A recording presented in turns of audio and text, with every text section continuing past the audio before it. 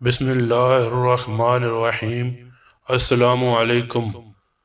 حضرت سیدنا فاطمہ الزہرا رضی اللہ تعالی عنہا کی رخصتی کے بعد حضور نبی کریم صلی اللہ علیہ وآلہ وسلم حضرت سیدنا علی المرتضیٰ رضی اللہ تعالی عنہ کے گھر تشریف لے گئے اور اپنی دختر نیک اختر حضرت سیدنا فاطمہ الزہرا سے فرمایا، اے فاطمہ، میں نے تمہاری شادی خاندان کے سب سے بہتر شخص سے کی ہے۔